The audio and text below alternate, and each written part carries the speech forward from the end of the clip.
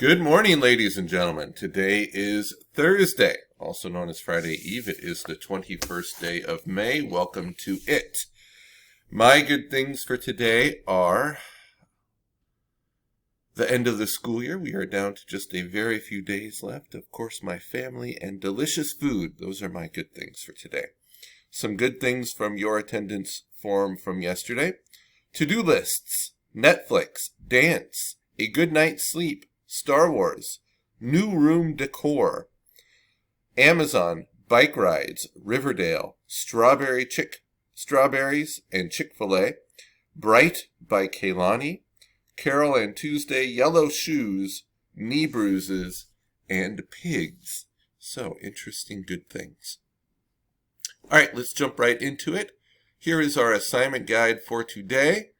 As you can see, we are continuing with The Outsiders. Yesterday, you should have completed chapters 9 and 10, and these pages of your response journal, a title and a summary for each chapter, and then answering these questions.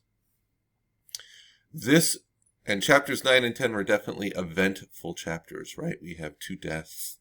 We have the rumble, and the greasers beat the Socs. This question is perhaps the most important question of all of our questions in the book. What do you think Johnny's last words to Pony mean? If you have not yet answered that yet, if you don't think you know the significance of that yet, go back and reread that section in chapter 9, because it's a big deal. Chapter 10. All right, so for today, you are finishing the book. Chapters 11 and 12 are the conclusion of the book.